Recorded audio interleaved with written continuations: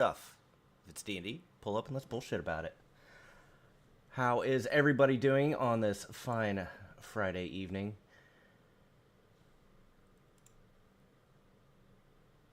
You will notice that I have a slightly different overlay today. I am very proud of it, very happy, very excited. Don't talk poorly about it. It'll break my heart.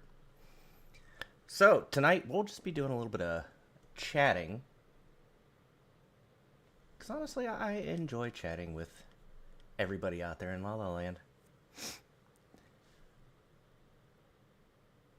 So if you are new, I am your Dungeon StepDaddy. I run a stream on YouTube and Twitch for the Planet of Oob, where we have 6 players. It's a completely homebrew campaign, ran off of 5e rules, 2014 edition, and honestly, I just started doing this because, well,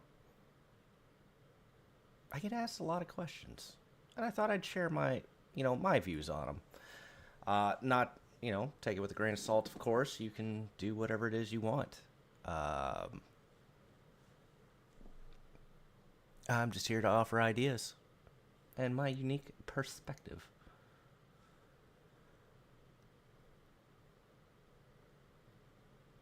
So I like to come up with some cold questions and help fill in the dead space here. And if you've got questions, I'll happily answer them, whether you're a player or you're a DM or you're just trying to get into it. I'm here to help. So one of the examples I like to use is, when do I call a scene and move on? I think most DMs are similar in this, and it's when the scene becomes unfun. I try to get, sometimes lore drops have to happen, and you're not entirely sure if you want to continue doing certain aspects of it. Maybe you have them doing investigation checks or perception checks or whatever the case is, and the dice are just not working with them that night. If I want them to know about it or want them to have something particular, maybe I avoid having a roll for it, or maybe if they go past the same spot once or twice, or make it a group check, something just to give it to them. Otherwise, you're there all night, nobody has fun, people who are watching the stream are bored, and nobody has a good time. I don't have a good time.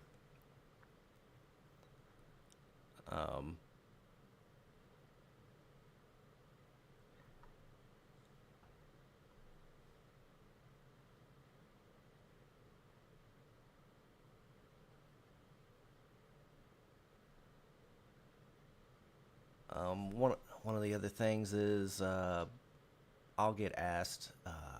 So like when I build encounters, I honestly go for vibes more than anything. You good?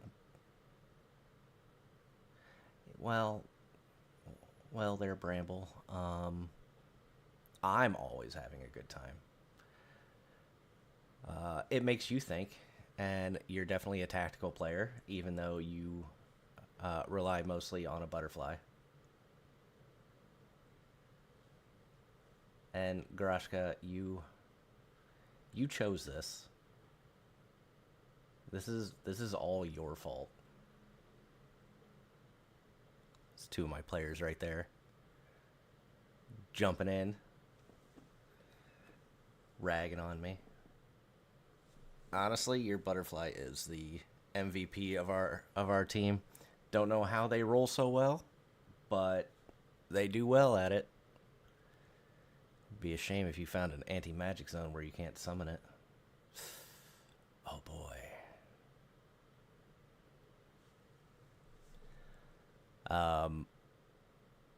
Where was I? Oh yeah, talking about encounter building and vibes. I do come up with a concept for areas. I don't generally come up with ideas for a specific encounter because I think individual encounters are it's too much of a micro level. And if you try to nitpick each and every fight, it's going to be you're going to get bogged down. Uh, some people can do it. Maybe you've got certain groups of people that you like to run. Maybe you're an undead person and you like to, run anything undead, whether they're vampires or zombies or whatever the case is. And you've got combos you like to run. I don't do that. I may say an area is undead, or I may say an area is constructs only, and I build off of that. If I make it too hard, like I have a pretty good idea of how hard I want to make it on my players. I try to stay away from instant kill things as much as possible. For a while there, my players didn't want many. They wanted the fights to be a little more streamlined. So they asked me, I think one of the fights had 6 bad guys. And at the time, we had 5 players. So combat was taking a while. They wanted me to drop down the amount of mobs I had, and I happily obliged. But they never mentioned anything about the difficulty. So I increased the CR. I think this was back in the day when we were using spell points. If you've never used them, they're actually really cool, very versatile. But Foundry was not liking it all that much, and I had to go in and continually redo programming on things, and I just didn't like it. Which is funny to say because we used it for a year and a half. But what was it? They were 6 or 7? 7 maybe? They ended up fighting the Queen. And the Queen was something like a CR 13, 14, something like that. And she went in and sliced our barbarian in half and almost one-shot her. Now, she did crit and everything, and she fought. I had called my attacks, so she had a multi-attack, 2 attacks, and she crit, which knocked her out of the air, and the second attack hit, so that's an automatic crit anyhow. So 2 failed death saves, and then she was falling to the ground. Now, luckily, one of our players had Featherfall, but could she have died? Yeah. But I didn't go out of my way to specifically kill her. I only gave my players what they wanted. I am an accommodating DM. Ask any of them, they'll tell you. Hey, Boston, how you doing?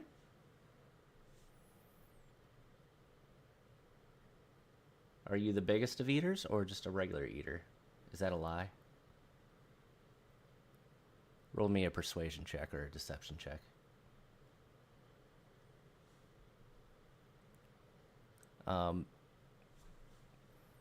Which kind of rolls us into flying characters. Like I said, we have a flying character. She's an Aarakocra. How do you deal with those at low level? My favorite restaurant. Well, I don't know if I really have one. But I'm a big fan of the Waffle House.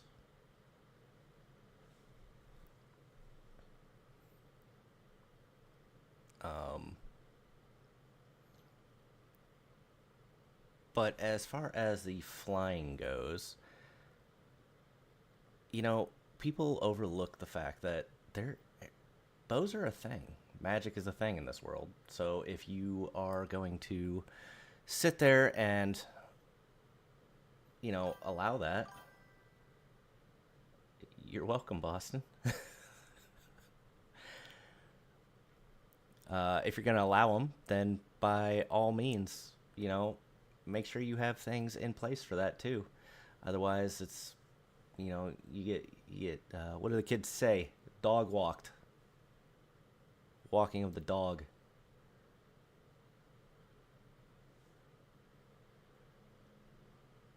and low levels become boring, and you don't want it to be boring for your players.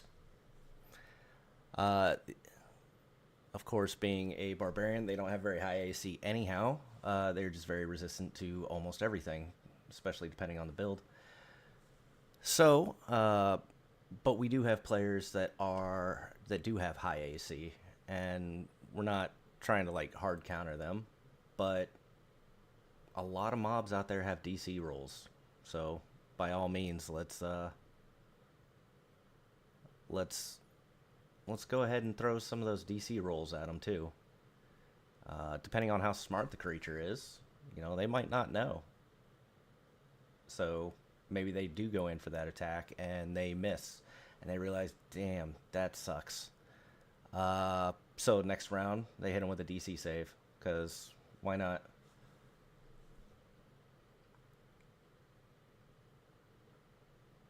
Huh. Always interesting.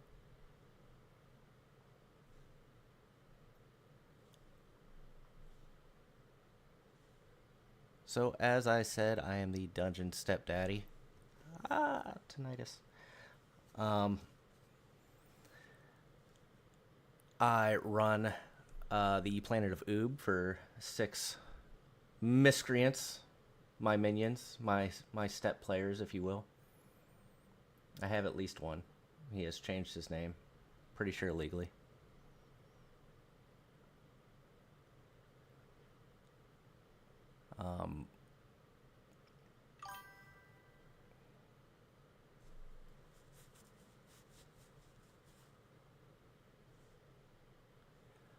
I played a Forge Cleric. My buddy, he had a bunch of one-shots. They were continuous one-shots. So it was a story, but each level was one session. And I think you start at 12, and he was working his way up to level 20. And I think we stopped after 16. But I had a Forge Cleric that was rocking like a 25 AC based off his rules. And aside from when he threw nothing but mummies at a Forge Cleric, it was mostly good. I think his level 12 was probably my favorite. You're not so strong, and everything was balanced perfectly. It lasted just the amount of the session. But I was playing with a group of people, and he had eventually asked me if I would. He had a real big fight at level 16, and it was just, there was like 4 factions. So you had a dragon, you had fiends, you had celestials, you had pirates, and then you had the party. And he wanted me to not play my Forge Cleric and to help him DM. I would take I think it was the fiends and the pirates. I know it was the fiends for sure, but he wanted me to handle 2 of them. And as soon as my fellow players saw that I was going to DM and not be part of the party, they did not want to play any longer. And that is why we didn't go past 16.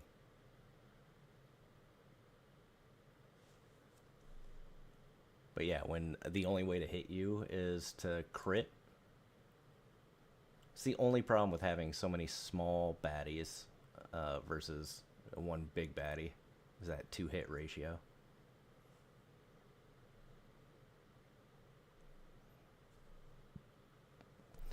Have you ever been in a group and wanted to fight another player? Now, I know most tables will say there's no PvP at the table. Like, end all, be all, there's none. Personally, I hate that idea. But there needs to be rules around it. This should never be one-sided. So I allow PvP in my games. And I don't mean like, hey, my Bard BBEG just did, I just took control of a player and now they're fighting another player. I mean, like, hey, two players in character, of course. They're for whatever reason, they're role playing and they want to fight. They want to fight. Cool. Um, cool. Are both sides good with it?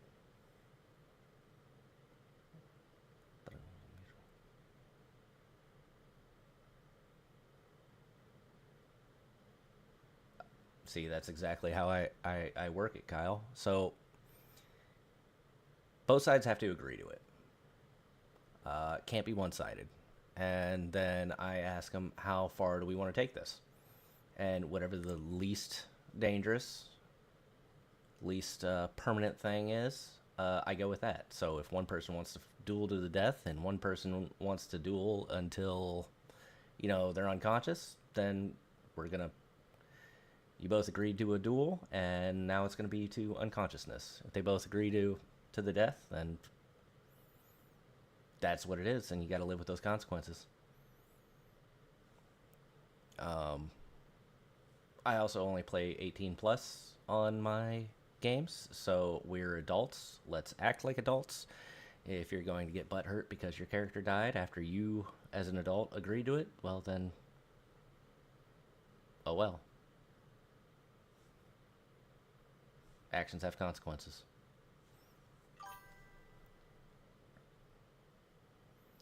I actually was part of a PvP to the death.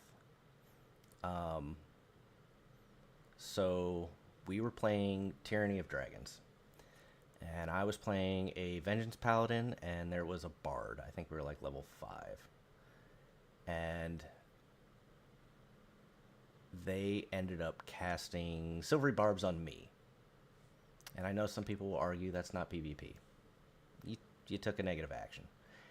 And I was like, hey, I didn't agree to this. DM said,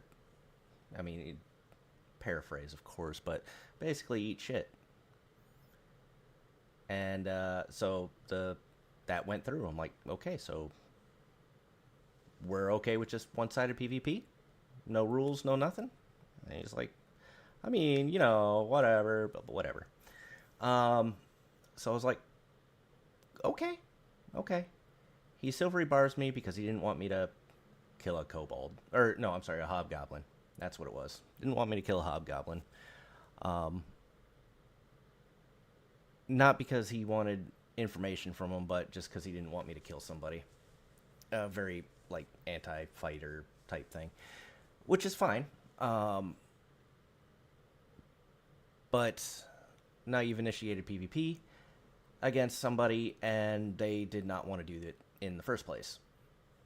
Or at least ask, Generally, I would have probably been okay for the lulz, but simply because they didn't ask, now I'm pissed. So I was like, okay. I turned around, and since he just had his turn, I whacked him with my, what the hell did I have? Glaive. I had a polearm. I was going the whole polearm master, all that good jazz, sentinel. And so I whacked him with that twice. Critted, divine smited him both times, and dropped him. And as soon as he went unconscious, DM's like, okay, that was really good. I'm like, I didn't say I was done. I'm like, he's got to roll a death saving throw. And I ended up killing the player. Well, the player's character, right? Obviously not the player. That seems extreme. Of course he got mad at that. And I was like, rules are rules, dude. If we're just going to ignore them, we're going to ignore them. And I'm fine with that, too. That's a rule, too. So I ended up killing his bard. It's okay. The guy ended up leaving. And that's on him. I ended up leaving that campaign, too. I won't talk too much shit up. But, yeah, I ended up leaving that campaign. But as far as games I've DM'd in, I've had players want to fight to the death in one-shots just to test out their builds against, like, hey, can we have a long rest, and then, we'll kind of fight. And I always have an arena. in all my worlds, there's always an arena. Usually it's my testing page. So anything I want to test out, I don't mind having a bunch of scribbles or whatnot on that page.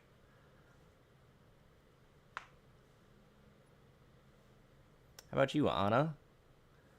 You've been in a few games. Have you ever done PvP?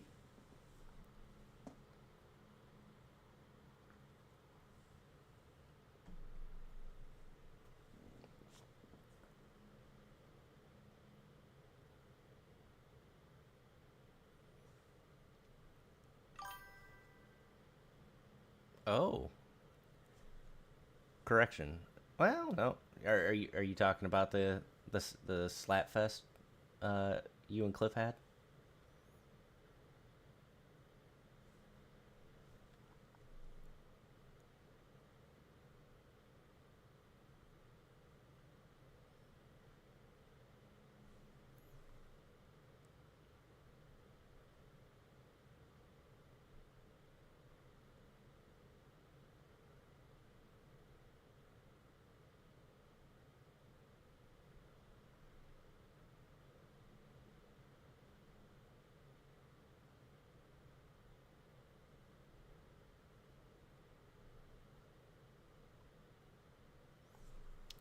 One of the other. I bet you were. I bet you were ready to fight. Well, Grashka almost didn't stand for most of that. It was super fun though. Um,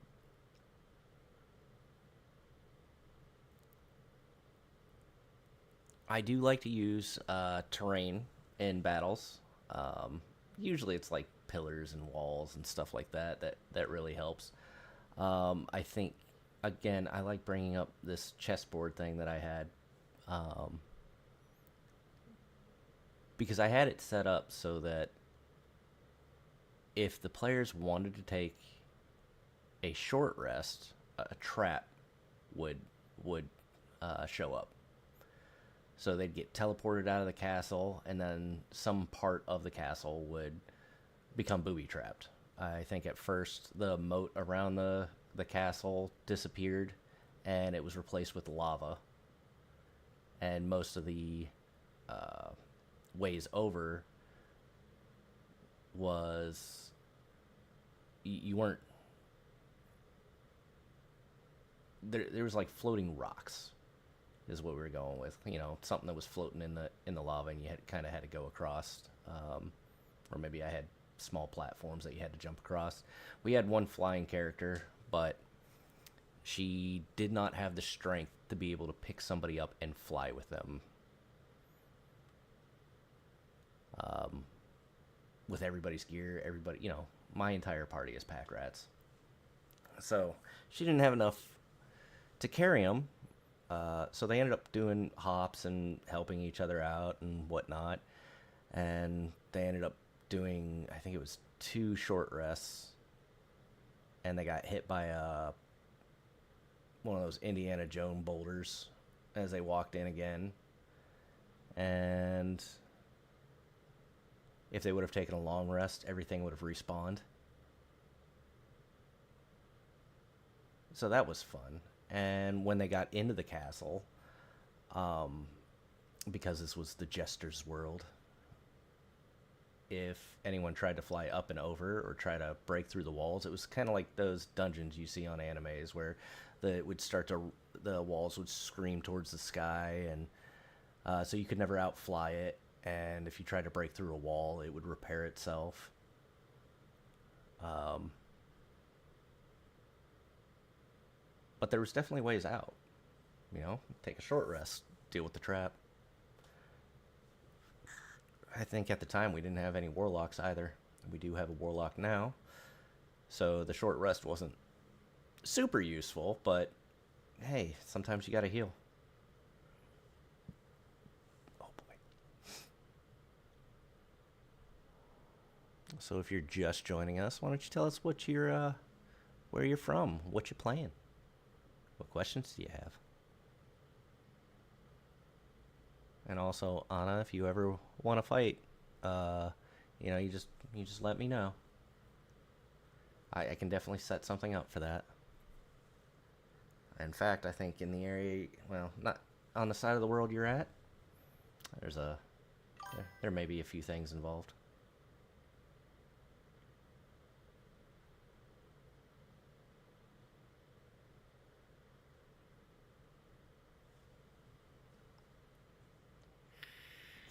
I actually have some plans for this side of the world. It took me a month to really figure out where I wanted to aim this, and now I've got it, and you guys are in trouble.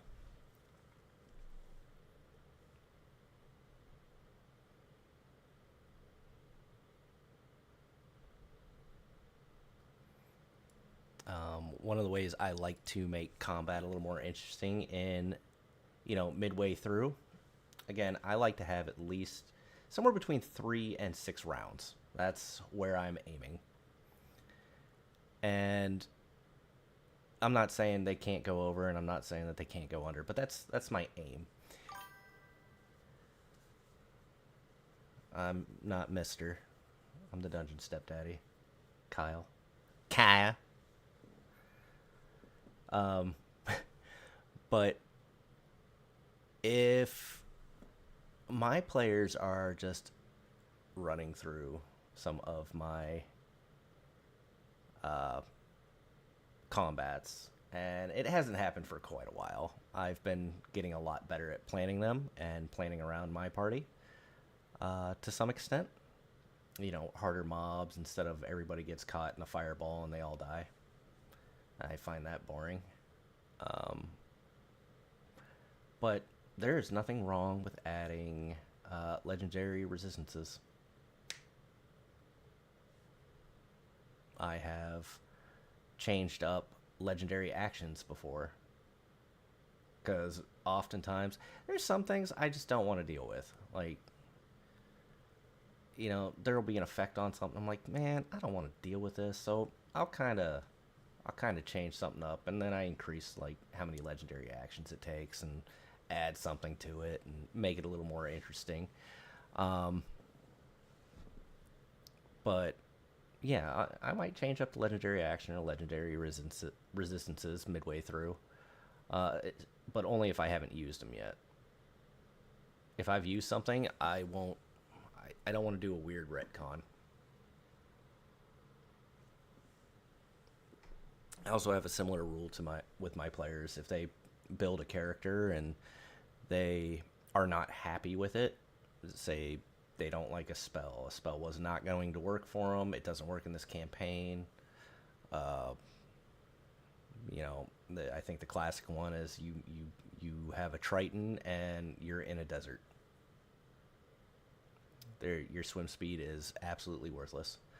So as long as you haven't used it, maybe I might give you the ability to change your character to something that's similar, like a Vidalkin or something to that effect, or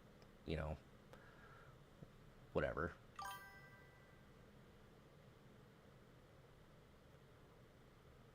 Oh, Anna, legendary is just the tip of, or is his base of the iceberg. We still have mythical actions. We haven't even touched that. But yeah, legendary resistance is super fun and completely changes an encounter just by adding them.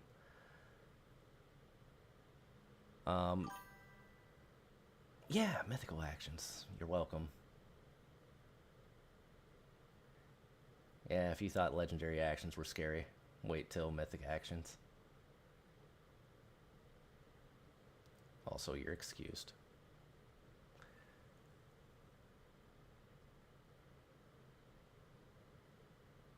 Good. Yes, be terrified. That's what I hope for out of my players. I'm gonna give my players PTSD about D&D, which is good.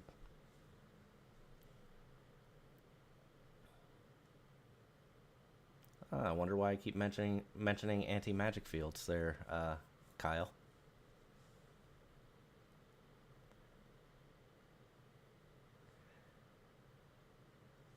No, I look forward to our sessions.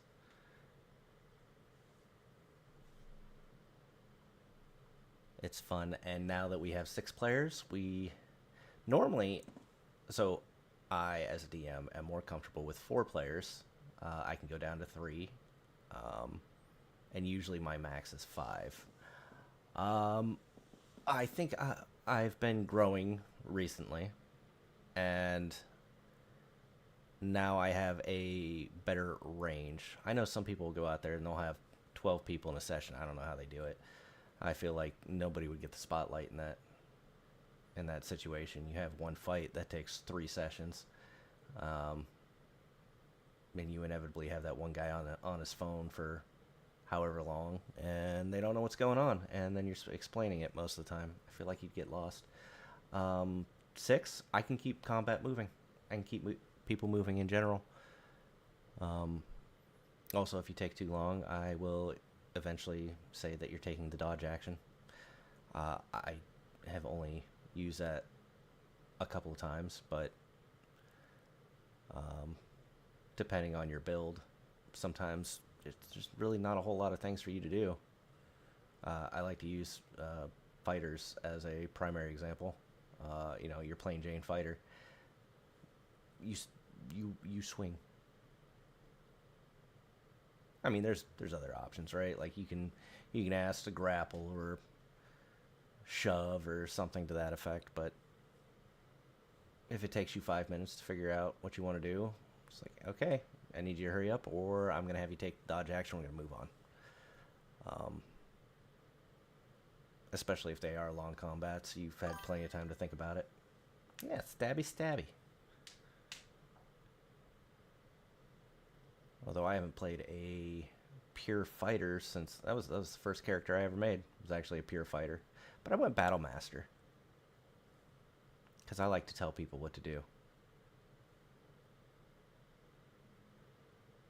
especially the rogues.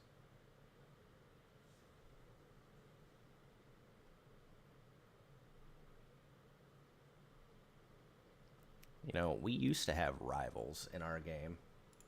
So I don't know if how many people watched our stream from the beginning, but we advertised as 2 DMs, 2 groups, and 1 world. So we would stream on the same day, at the same time, and we made it so that anything that happens with one party, it affects the other party. So if I say burn down a church on my side of the world, and that other party ends up on that side of the world, that church is burned down in their campaign too. I can see why people don't do this concept. DM styles are very different. Things people remember or put emphasis on is completely different. So there is a lot of confusion.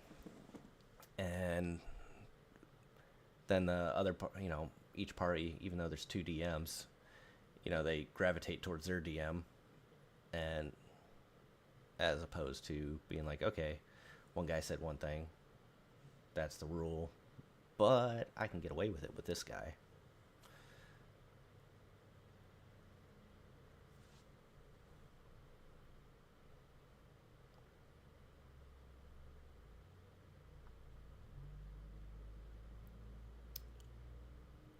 Also, I don't know if people do this, but every 20 sessions in my campaign, I always do we call it re-session 0. Resetting expectations. So I know I've used it, and you don't always have to have something to talk about. Sometimes players bring something up, or you bring something up during this rehash of the session 0. you know, just to get everybody back on track.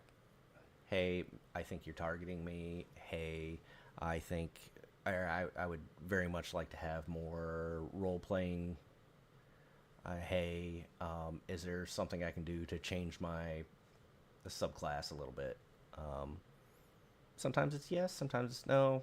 I mean, really DM dependent. But it's I find redoing your session 0 is extremely important.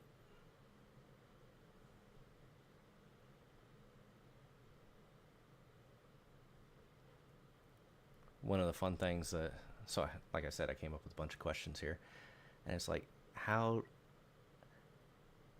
do you get your players to like NPCs? And if anybody ever figures that out, without the answer being, hey, give them a bunch of magic items, I would love to hear that. Because my players, if they see a nice person, they immediately try to kill them. But the local pervert, oh man, they love that guy. Also, I found that the less prep you put into somebody, the more they seem to like that person. I have a merchant. Never played him. I use a lot of my old characters that I've played, especially not to fruition, as merchants. I don't like the idea of my guys dying.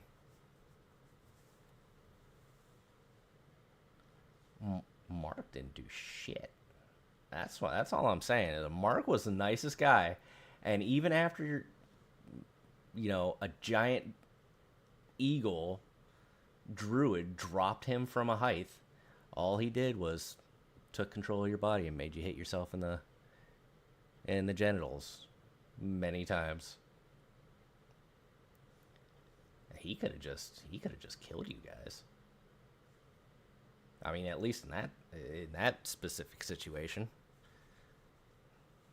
could have just had Bramble kill Tim. Yeah, Mark was wonderful. Wonder if you'll see him again.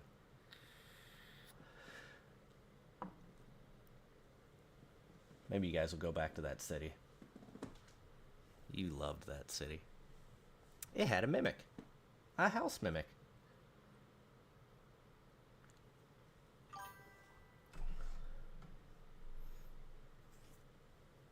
That's the only time I've seen our player Bramble just be like, I want to burn the entire place to the ground. Which is a little ironic considering he's a wildfire druid, but never wants to cause fires.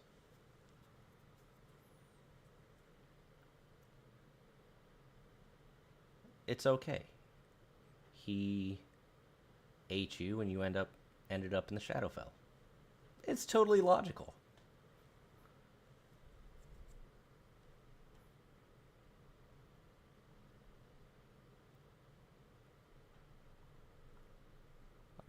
And I don't know about everybody else, but I know some DMs are built more for combat, and some DMs are built more for RP.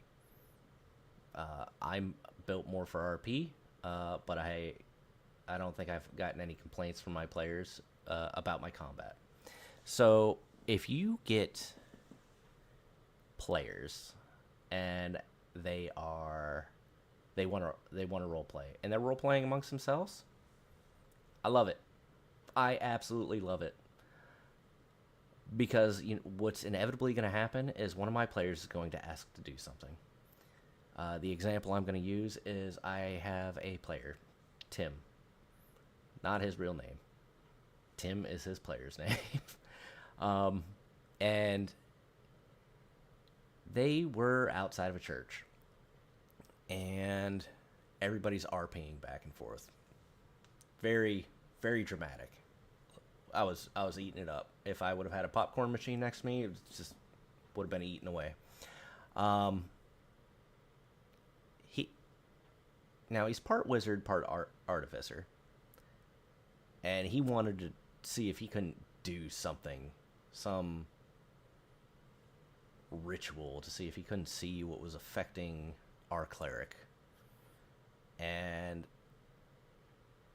I was like, sure, give me a second, just keep up with your RP, and I will. It gives me time to come up with an idea. And he threw out a couple of ideas himself, and I ran with it. So ended up being a pentagram, and he lays a bunch of stuff down, and there's flashes of fire and light, and our barbarian lost her hand. It was great. Everything was awesome. So I personally love it when my players RP. I think we had a 3-session RP like scene. That was actually part of it. But I don't think we had a single fight other than some minor PvP stuff, which was more for thematics than anything. Somebody gets slapped versus, I want to fight to the death.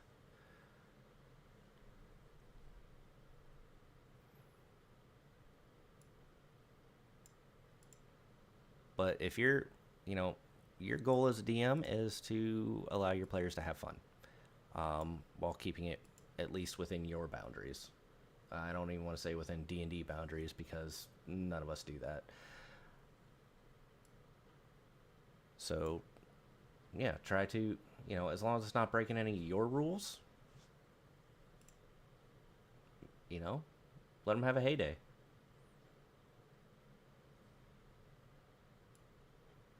I mean, I do run a stream and whatnot, but I always say that my players will come first and then the audience. And some people may disagree with that, but that's fine too.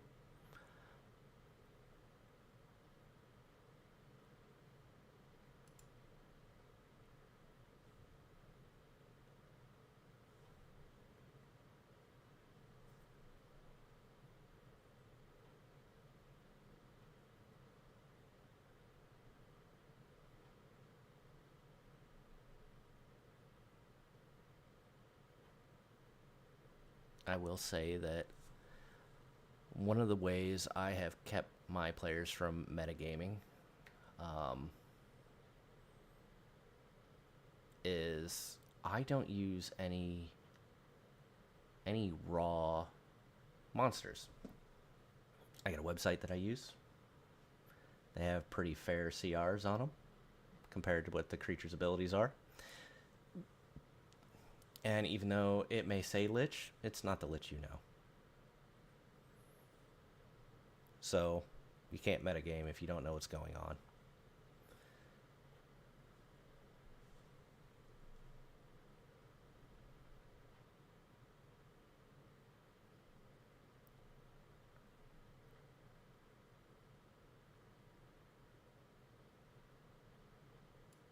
As far as making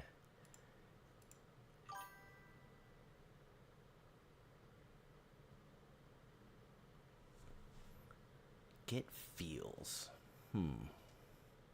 Have you ever had an RP moment that actually made you get feels? I haven't as a DM, but I have as a player.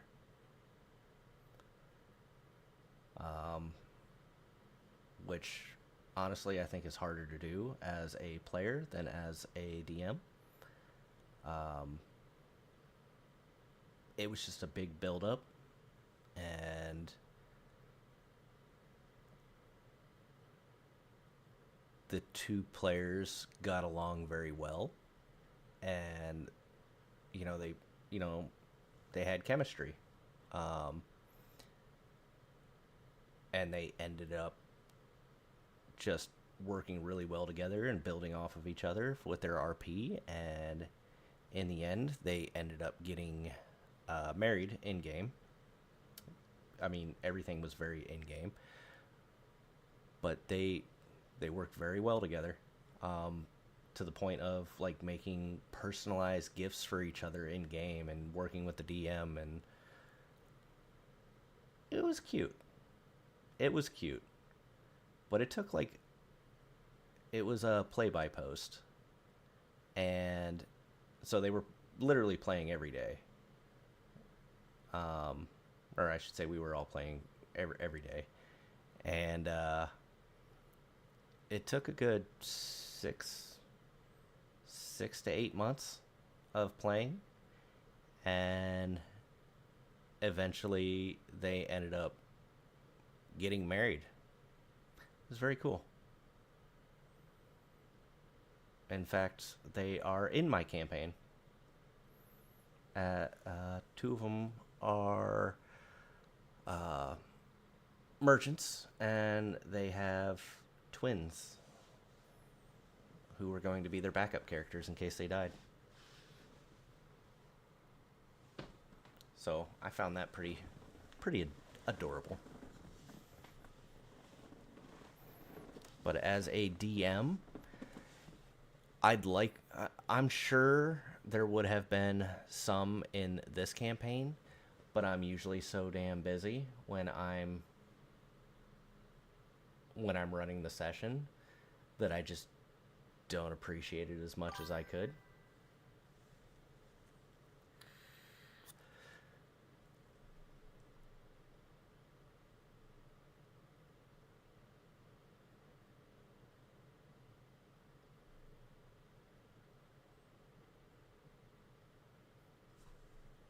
But as far as like RP and improving, I've gotten a lot better with my group in my party. When it comes to improv, because you never know, and it's honestly one person in particular, always trying to think outside the box, and I love them for that. But it keeps me on my toes, and you keep practicing, eventually you'll get good at it.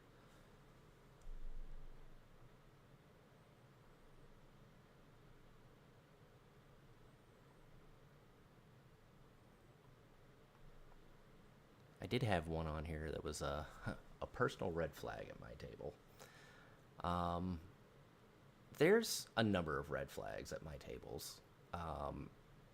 Some I won't get into, but arguing. I will not tolerate arguing at my table, whether it be between like actual players, not player characters. Like, that's RP, and I'm totally down for that. But arguing in general, I make a ruling. I try to keep the session moving. They want to argue, and I haven't had it with my current group, but I've had it in the past. It's probably been a couple years since I've really dealt with arguing during a session. But it's, hey, this is what we're gonna do. This is how I'm gonna rule it. You've got plenty of time, so if you find the ruling, or if you can prove me wrong, by all means, but I won't argue. And if they continue to argue, I ask them politely but firmly to get their shit and leave. Because now you're just bringing everybody's fun down.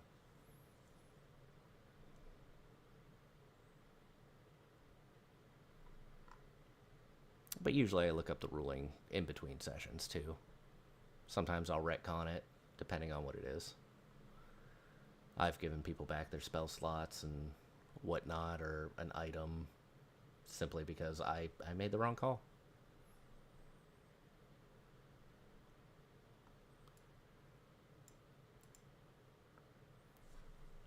One of the things I have seen a lot of DMs do that I completely disagree with is they call it the no but. It's like, hey, I would like to do this. No, but you can do. It's like, no, you can just say no. Hey, I want to seduce the queen.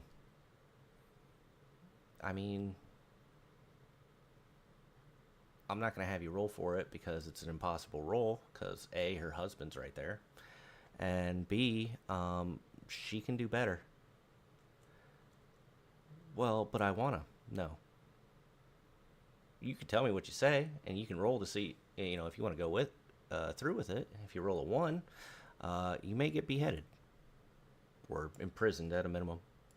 And we can move on with that. But I want to make sure you understand, like, you're not about to become the king of this kingdom at level 2. They can do better.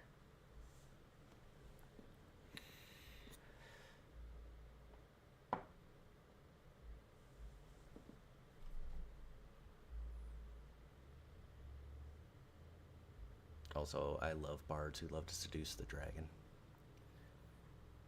You're about to have a bad time.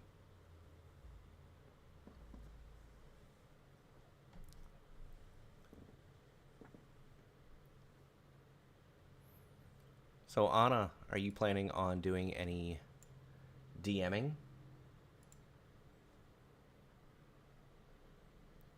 You've played a couple of one-shots. You've played in a few games. I know you're in at least 3 games right now.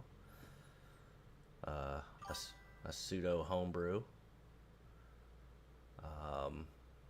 Like, loosely based off of D&D. You're in A Curse of Strahd. You're in my campaign. Are you planning on doing any DMing?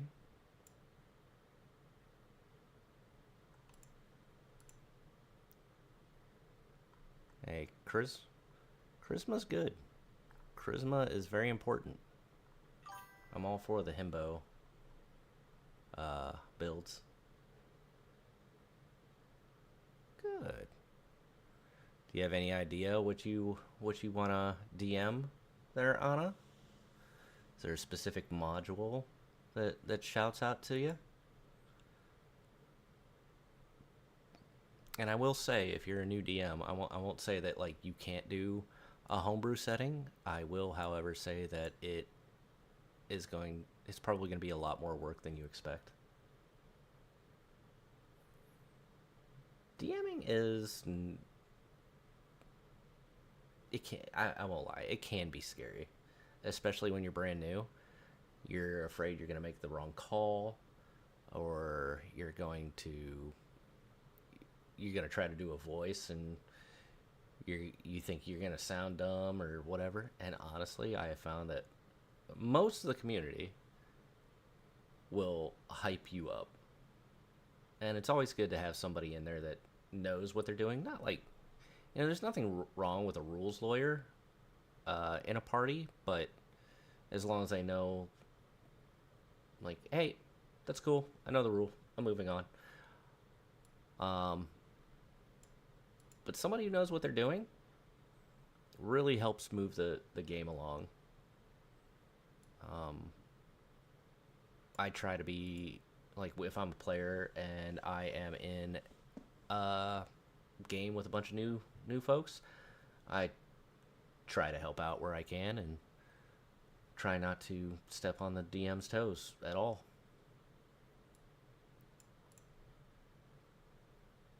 I will say I have definitely stepped on DM's toes. Not because I want to, but sometimes it just happens. We all stick our foot in our mouth, right? I would recommend Vandelver, Anna. It's one of the lower ones. Should be relatively easy. Mines of Fandelver. That should get you at least in the ballpark. And it's low level, so you don't have to worry about, reality changing magic and all that. I do a few low level ones. In fact, Mines of Fandelver have they have a pseudo remake of it, or maybe it's not pseudo. But I think it's called the Shattered Obelisk. And they take the original and they expand it from, I think it was 1 to 5 to 1 to 12. Don't quote me on that, but I'm at least in the parking lot of the ballpark.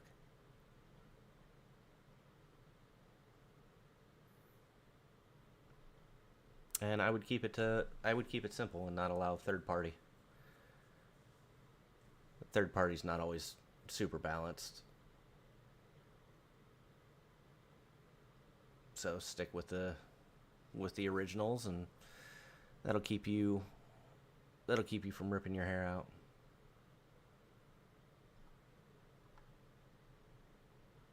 At least as your first one.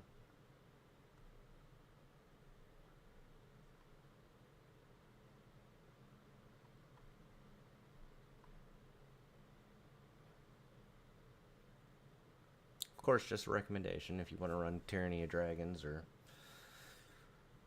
whatever, or some third-party content. Run it. How do I find players? Well, for this one, we used everything at our disposal. So for Oob, as an example, we used Reddit. I primarily hit up Reddit. The other DM hit up D&D Beyond. And we just put out kind of like advertisements. Now, we didn't... I mean, it was still available, but it was newer. Was Start Playing. And you can run free games on Start Playing too. So, finding players is not always that difficult. Yeah. And Anna, you became #1 super fan and ended up joining us. And Kyle was actually in the other group. He got to play an entire session before that group fell apart. Poor guy. It's okay. It became a dream sequence. And then I put him in a cage. Like the animal that he is. But he's already ran more sessions with us than the other group has ran total, so I call that a win. I'd say Kyle was a good fit.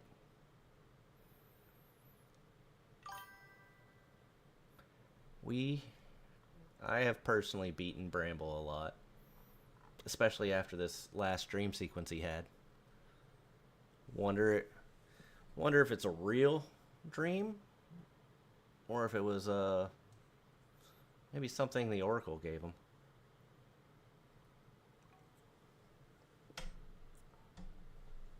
He was very sweet on that golden dragon priestess.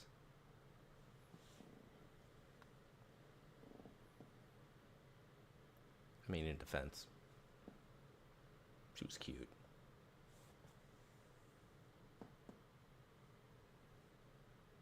But poor Bramble.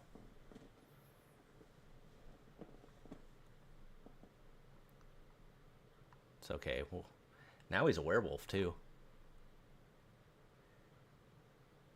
We only have 2 quote-unquote normal people right now.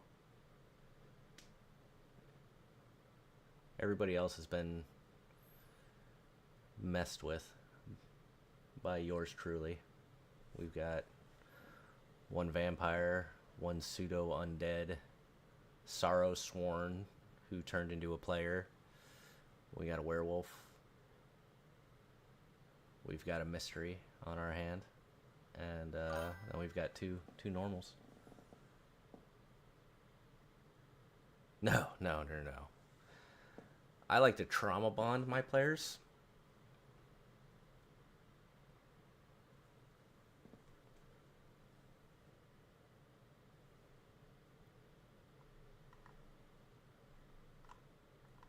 If I can. So I minored in psychology, and I'm not saying that is some weird flex. I use that as I use it to do evil. So my limited knowledge, more than the layman, but definitely no therapist over here. But I use that to help push emotions.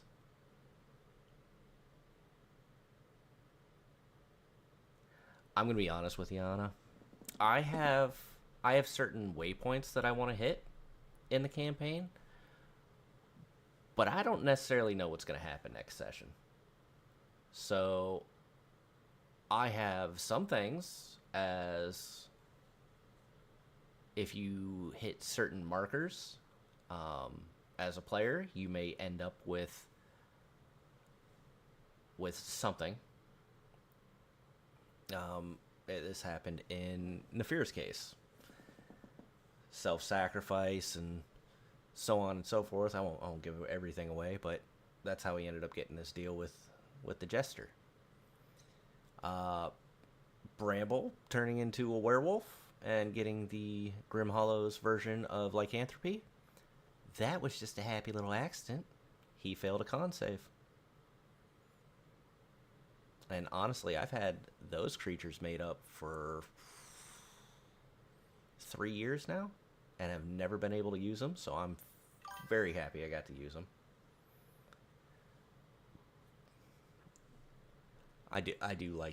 I'm very happy with that homebrew. So I made a homebrew class that's called the Jester, subclass of a Warlock. And I'm actually very happy with the way it turned out. I think it's pretty balanced. It's at least so far. So everything seems to be working out.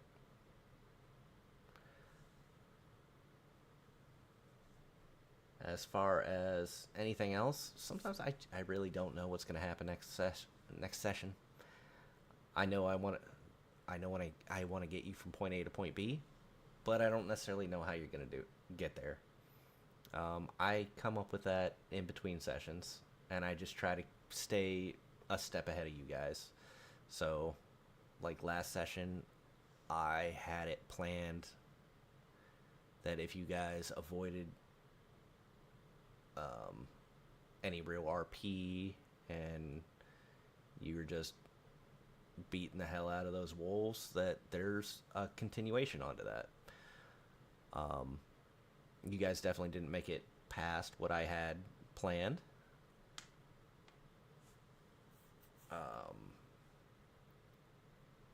So, yay for me. That's less I've got to make for the next session. But I don't think I have enough for a full session for you guys. So I got to continue with that. I have never had my players get ahead of me.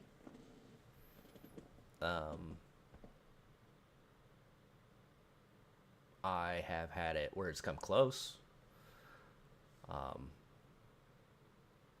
I thought they were going to do X, Y, and Z, and they just decided to skip over X and Y and went straight to Z, and I only had enough of the session for like 3 hours instead of 3.5.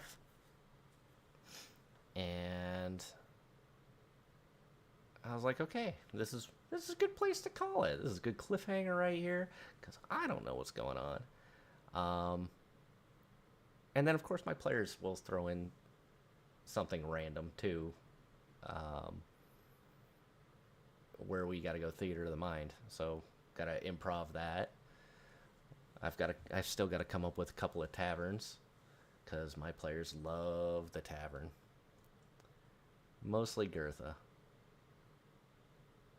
But no, I've never actually had my players get ahead of me. I've been lucky where I've always had something for them. Now, having something pre-made, no.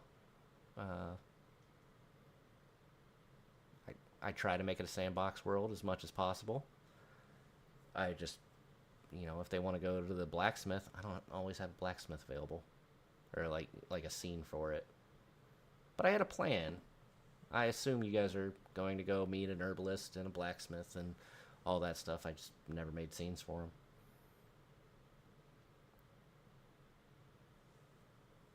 But that's okay.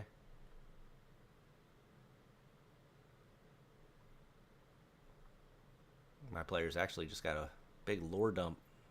And that's how I slowed them down on this last one. Gave them a big lore dump. And I wonder how many of them actually read through it. It may be important later. but that's okay.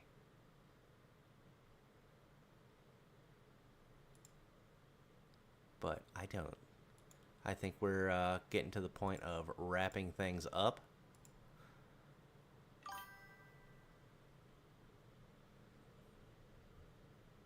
That's actually what happened to the other DM.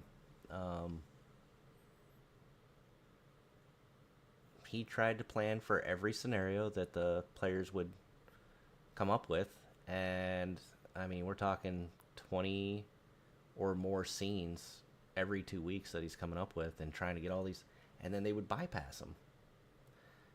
And you do that for a year. Yeah, that's great that you've got 400 or 500 scenes, but now you don't get to use them, or maybe you try to recycle them, but you get burnout. That's why I just kind of I play it by ear. It's cool to keep your players on rails. The trick is to not let them see the rails that happen to be, bloodstains that look like railroad tracks. Because that's happened. Not in my game, per se. And yes, Anna, there was a lot of words. It was very important. You're lucky it wasn't in, like, Dwarvish. Because that was an option. But that's where I call it for the night. I appreciate everybody who came out. This was the StepDaddy's DM desk. Appreciate you all for being here. Follow if you want more, and I'll see you on the next one.